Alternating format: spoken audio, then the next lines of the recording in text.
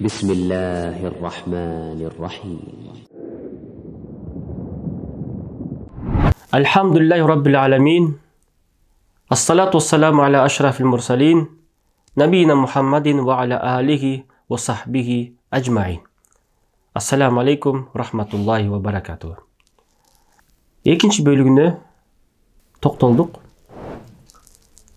Бұл сиқырдан шипа іздеп дарыланудың екінші бөлігі. Бірінші бөлігінде біз хиджама жөнінде айтқанбыз. Бүгін ошол Ибн Кайимдин китебинен Задул Мааттан «Вамин анфаъ илажи сихр» сиқырды дағы дарыланудың ең бір пайдалы жолу «Ал-адуия ал-илахия» шариаттық дем салу дейді. Ошол пайдалы. «Бәлхия адуиятуху нафиа» ошол зикирлер, Құран, аяттар бар өтө пайдалы. Өзі биддат. «Фаиннаху мин таъсират ал-арвах ал-хабиса сафалия» ылдыйлықты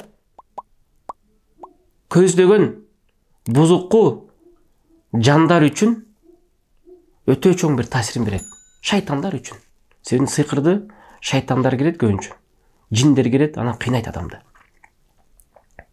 وَالدَّفْعُ تَأْثِيرُهَا يَكُونُ بِمَا يُعَارِضُهَا وَيُقَاوِمُهَا مِنَ الْأَذْكَارِ ошол сыйкыр окулгандан кийин адамдын ичиндеги жин күчтүү болуп, ал адамды акылынан айнытып, адамды айтор абалынан чыгарып, жинди кылып, бири-бири менен адамдарын уруштуруп, сыйкырланган адам абалынан кетип калганда, жанакы дем салганда, Куран окулганда, зикир окуганда, булар ага туруштук берип, кармашып күрөшөт дейт.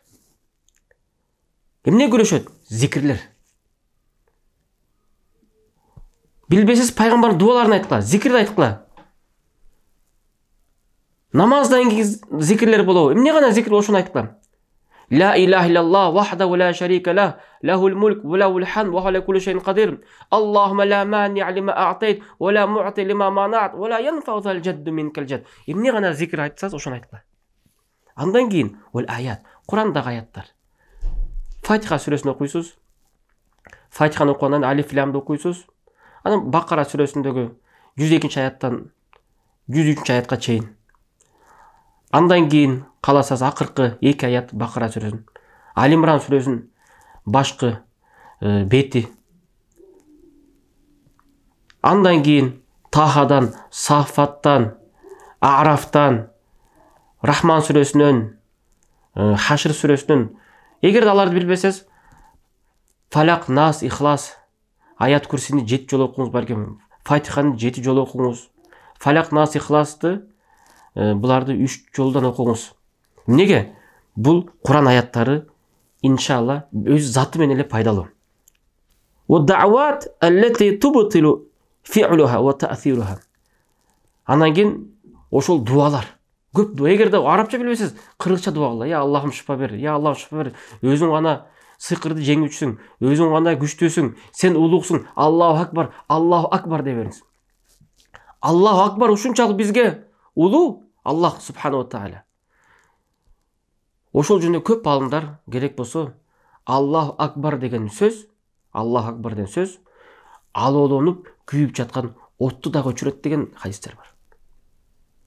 Ошол пайгамбар алейхиссаламдан айткан хадис бар. Бул хадисти кээ бир алымдар алсызга чыгарат, бирок бул хадистен биз пайда табабыз. Неге? Себеби шайтан оттон жаралган. От бул дүйнөдө баарынан бийикмин деп текеберленет экен. Шайтан дагы иблис да текеберленет. Анткени Аллах Таала Куран Керимде биз жинди оттон жараттык. Куран Керим башка аятта Аллах Таала айтат, иблистин өзүнүн сөзү: «Халактани мин нари ва халактаху мин тин». Сен мени оттон жараттың, аны топурактан жараттың адамды деп. Анан кийин ошол үчүн Аллаху акбар деп айтыш фаинна такбир бул Аллах акбар деген жанакындай харик, отту, күйүп жаткан отту өчүрөт дейт. Ошон үчүн келиңиздер, эгер такбир отту өчүрүп жатса, анда такбир, Аллаху акбар десең, бул шайтандар качат. Аллахтын улуктуулугун, Аллах улук, Аллах бийик деп жүрүлө. Дайыма Аллах улук. Аллах өзүнүн махлукаттарынан бийик. Өйдөдө, бийикте, ал-улу. Wa kullama kanat aqwa wa ashad kanat ablagha fi nushra.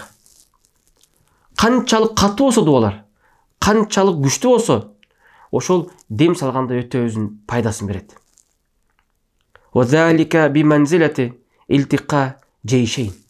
Ибн Кайым айтат, бул учур дейт, эки желдеттин бири менен кармашкан учур дейт. Бирөө Аллахтын желдети, бирөө иблистин желдети, шайтан анын ичинде турат, сыйкырлы. Экөө бетме бет келген учур дейт. Ма куллу вахид минхума. Өздөрүндө силах, ар биринде курал бар дейт. Тигинин куралы, адамдын ичине кирген жиннин куралы сыйкыр. Баякы сыйкырчы окуду түйүндөргө, ошол курал менен отурат. Молдонун, чоң алымдын куралы бул Кур'ан. Дуа, зикир. Ошон үчүн Аллах субхана ва тааля Кур'анда айтат: "Интансуруллаха ва янсурукум." Силер Аллахка жаран берсиңер, Аллахты утушка чыгарсыңар, Аллах силерди утушка чыгарат дейт. Аллах тала ошон үчүн бизге жаран берет. Биз Аллахты утушка чыгарабыз деген сөзүн мааниси, биз Куранды окуйбуз. Анын Куранын, анын пайгамбардын зикирлерин өзүбүзгө курал кылабыз. Fa ayyuhuma ghalaba al-akhar qahara. Экөөнүн бирөөсү жеңет дейт. Же молдо жеңет илим менен, Аллах болгон таваккул менен. Же ичиндеги жин сыйкыр күчтүү болсо ал жеңет. Ошон үчүн келиңиздер, бул жерде биз пайда табабыз. Эки нерсе болуш керек экен. Биринчи, молдо илимдүү, ихластуу болуш керек. Экинчи, айткан дуалары көбүрөөк жакшы билиш керек шариятты. Ошон үчүн шариятыбызда эки нерсе болсо ибадат болуп эсептелинет. Биринчи ихлас Аллах үчүн, экинчи пайгамбарды ээрчип. Пайгамбарды ээрчибей койсоң, Аллахтын желдети болбойсуң. Касыйда окусаң, сен Аллахтын желдети эмессиң. Куран оку, дуа оку. Пайгамбар бир да хадисинде касыйда окуган эмес. Сахабаларды көрдүкпү? Риваят келеби? Умар касыйда окуду, Усман касыйда окуду эле, Али ибн Аби Талиб касыйда окуду эле. Баламчалар кыйрап калды. Жок. Ибн Масуд айткан: "Иттабиу ва ла табтадиу." Ээрчигиле, өзүңөр динге жаңылык кошпогула дейт. Келиңиздер, касыйда жок эле, Куранды окуйлук. Дуа окуйлук. Касыйда деген бул адамдарын чыгарган бир чыгармачылык бир поэмасы. Ыр деген, эмнеге жаран берет бизге? Ыр окуайлык. Биз Куран окуйлук, дуа окуйлук, аят окуйлук.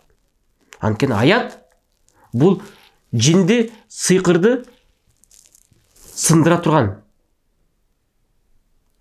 Сайфыл баттар бөлө турган, сындыра турган кылыч. Касыйдан жөнөкөй эле чуук окуп кот. Ошон үчүн келиңиздер, шарияттан чыкпайлык. Ошол үчүн бул согушту Аллахтын желдеттери дайыма жеңсин.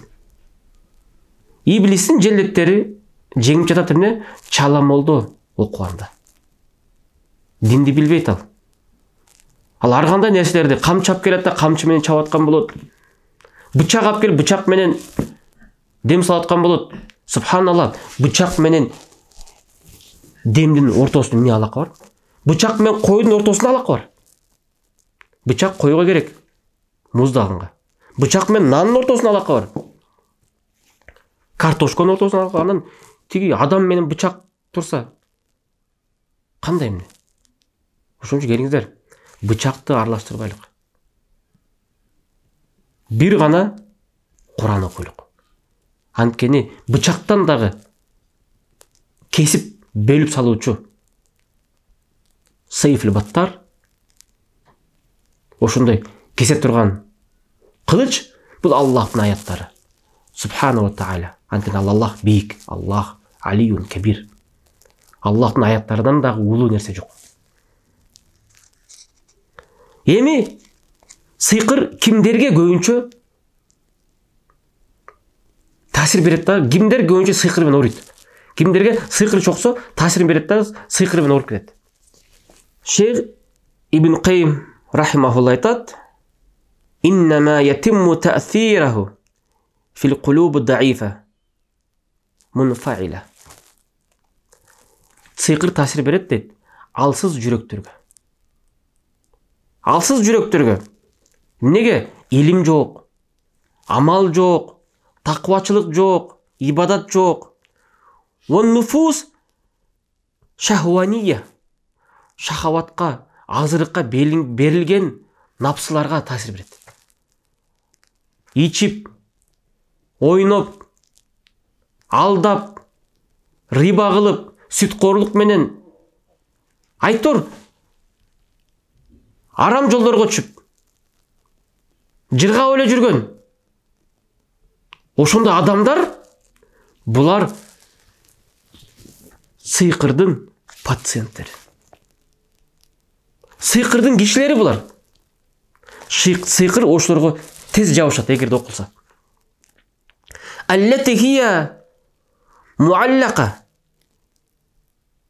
Алар эмнеге менен байланган? Биссуфлият. Төмөнкү арзыбаган дүйнө менен байланган дейт. Ошол үчүн ошондой адамдарга сыйкыр тез таасир берет. ولهذا فإن غالب ما يؤثر في النساء والصبيان والجهال. Көбүнчө сыйкыр кимге тез таасир берет дейт? Адамдардын арасында, аял затына дейт. Аялдардын көбүнө сыйкыр окудук. Неге? Анткени алар эркектерге караганда бир аз жанакындай азырыктарга, жалтырактарга, башка бир нерселерге жакыныраак. Шахават менен дүйнөгө азырып кеттиңби, шайтан азырып кетип атат эле. Биринчи аялдар, анткени жүрөктөрү алардыкы алсыз. Ошон пайгамбар алейхиссалату вассалам аялдарды мүрзөгө барбасын деген. Неге? Анткени мүрзөдө шайтандардын жашаган жайы дейт, жиндердин. Аялдар мүрзөгө барып тургандан алар эмоциональный болот, аялдар аябай ыйлап, анан ошол учурда жиндер кирип кетиши мүмкүн. Ошон үчүн аял затына мүрзөгө барыш тыйылган, харам болуп эсептелет. Неге? Жүрөгү жумшак болгондуктан. Ошон үчүн аял заты жүрөгү жумшак, жиндер анын жүрөгүндө сонун бир диван табат. Осыбиян, андан кийин жаш балдар. Жаш балдар дагы аларга да тез сыйкыр окулат. Ол жухал, андан кийин надан, жахилдерге. Капилетте жүргөндөргө. Фатиха сүрөсүн билбейсиңби? Сен капилет адамсың. Ошон үчүн келиңиздер. Ушундай мусулмандар көрдүм аузубилля. Фатиханы оку десем да, Фатиха билбейт. Ихласы да билбейт. Келме билбеген да мусулмандар болду. Сыйкыр албетте сага тиет анда. Ошон үчүн келиңиздер. Сыйкырдын этияттайлык. О ахл бавади. Жанакындай илимден алыс болгон, мындайча айтканда, караңгы адамдарга. Ким караңгы адам? Кимге? Ман дауфа хазза.